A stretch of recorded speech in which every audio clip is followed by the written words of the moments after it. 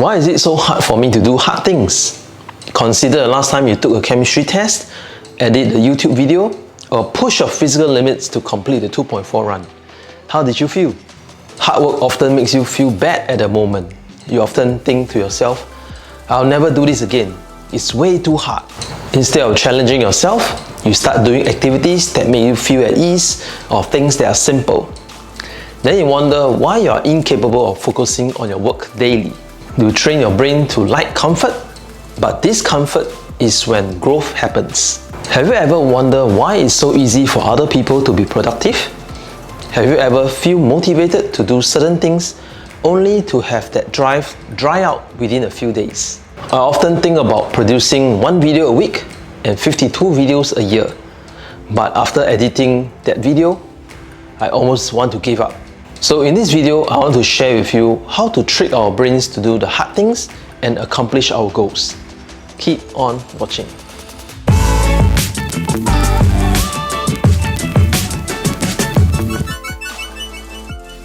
Hi, if you are new to the channel, my name is Joel.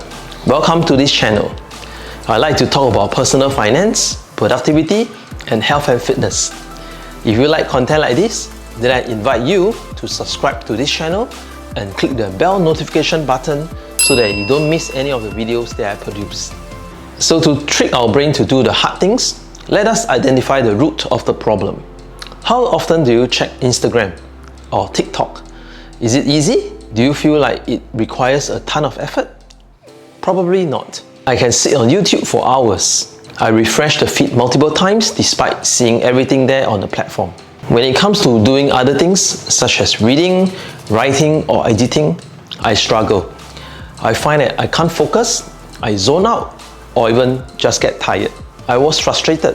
Why is it that people I look up to always seem so driven and motivated to work on their business or produce 3 videos a week? Meanwhile, I was struggling to just finish one. What was I missing? How do I make doing difficult things such as working on my goals easy? The answer came to me in a YouTube video. Dopamine. Dopamine is what makes you desire things. It's what makes you reach out for your phone with sleepy eyes first thing in the morning to check Facebook. It boosts your mood, motivation, and attention. I quickly realized that my dopamine receptors were out of whack. The reason behind why I was feeling unmotivated to work wasn't because I was lazy, maybe a little, but it was mainly because I had developed an extremely high dopamine tolerance. Simple things like reading or writing didn't provide me with the same dopamine level as other things such as watching YouTube, scrolling through my email to see if anyone subscribed to my channel. By the way, if you haven't subscribed, please do so. I'll get some dopamine released. Your brain doesn't care that the level of dopamine that you are consuming could be damaging to you. It just wants more and more. What's wrong with having too much dopamine? Our bodies have a biological system called homeostasis. This means our bodies like to keep an internal physical and chemical balance. Whenever an imbalance occurs, our bodies will adapt to it. Basically, when your brain gets used to having high dopamine levels, those levels become your new normal, which forces you to create a dopamine tolerance. Doing day-to-day life things will inevitably become impossible for you to do. On top of that, reading, writing, working, or improving yourself could be even more challenging. Ever wonder why you can't stop watching Squid Game when you know that you have work to do? Ever wonder why it's impossible for drug addicts to quit? Speaking of which, here is something I found in an article written in Healthline. It says, certain drugs may interact with dopamine in a way that becomes habit-forming. Nicotine, alcohol, or other drugs with addictive qualities activate the dopamine cycle. These substances can cause a quicker, far more intense dopamine rush than you get from those double chocolate chip cookies. It's such a powerful rush that you will left wanting more and soon. As a habit forms, the brain responds by toning down the dopamine. Now you need more of the substance to get to that same pleasure level. Overactivation also affects dopamine receptors in a way that makes you lose interest in other things. That can make you act more compulsively. You are less and less able to resist using these substances. These can apply to essentially any type of addiction, video games, pornography, social media, etc. Once your dopamine tolerance gets high, you are unable to do the things that don't provide you with the same kind of rush.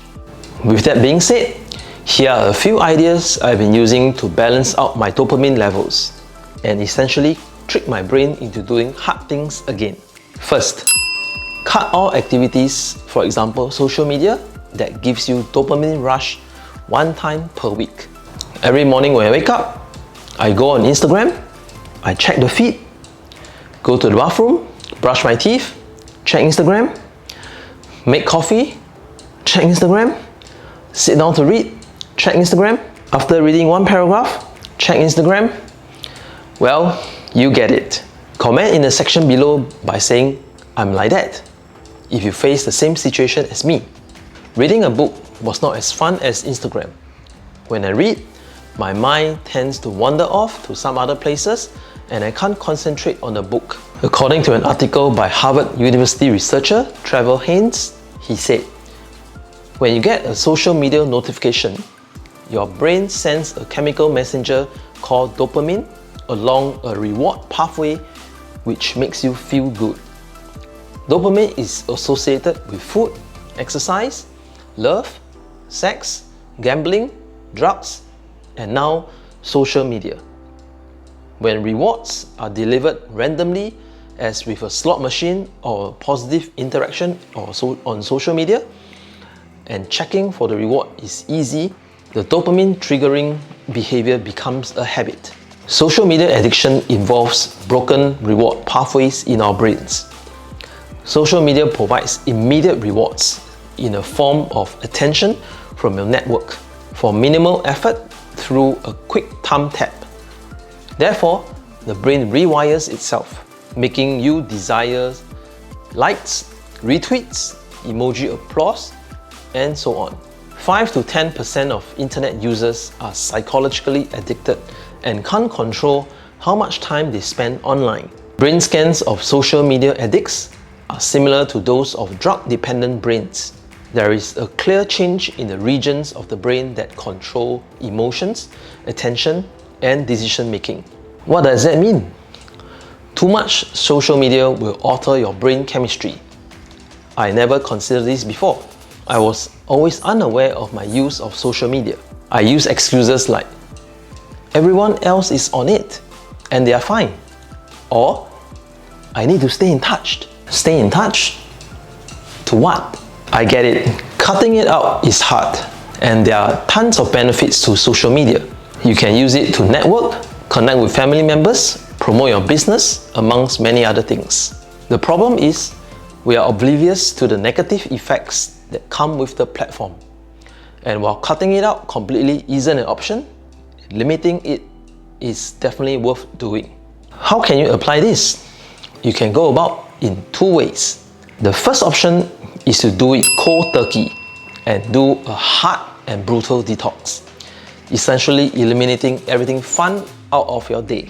You can't get on any social media, no phone usage at all, no TV, no music, no internet. Remove all sources of external pleasure out of your day. Things you can do: meditate, journal on paper, take a walk, declutter your room, drink water, eat a healthy meal, no junk food. You are going to starve yourself of all the things you find exciting, and in turn, it will make the less exciting stuff like reading, writing on paper, etc. fun again. The second option is to pick one day of the week and refrain from one of your high dopamine behaviors. For me, this is not going on Instagram every single Monday. The quickest approach to accomplish this is to delete the app from the phone. Jot down "No Instagram today" on a sticky note and stick it somewhere you will see all the time. You may also enlist the aid of an accountability partner for this. The first day will be tough, but after you've done it a few times, you'll get easier. Here are some additional tips for you. When you are trying to motivate yourself to do something, you usually think about what you gain from it.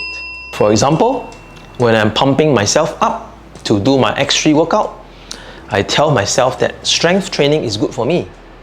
I've been sitting all day and my body needs to move. And usually, I'll remind myself that if I work out, I'll look better in that polo tee. However, I've lately started thinking of the consequences of not following through on my to-dos. If I don't exercise and take care of myself, my health will deteriorate. If I don't eat well, I'll feel sluggish and my weight will go up. If I miss a workout, I'll feel like crap for the rest of the week. If I don't work on my channel, I won't succeed. By considering the repercussions of not doing the things you need to do, whether it's your personal life, like working on your relationships, taking care of your health, or even your work life, like staying up to date on projects, showing up on time, you are developing a focus on the potential losses that you might experience. All these considerations will increase your drive to get things done. So to sum up, to trick your brain to like doing the hard things firstly, you need to regulate the dopamine tolerance. For many of us, social media is likely to be the main cause of dopamine tolerance, so it might be worthwhile trying to pull the plug out with the two options that I've suggested earlier. If it is due to drugs, I suggest you seek professional help. Next, think about the benefits of doing the hard things, or think about the repercussions if you don't do them.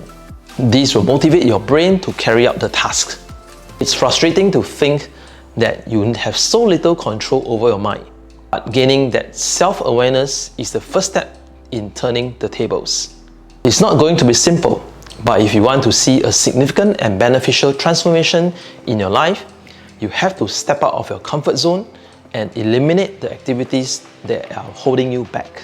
Alright, if you found anything useful to you, do hit the like button and subscribe to the channel for more content like this. It will help the channel a lot. That's all for today's video. I wish you have a sparkling day ahead. Cheers!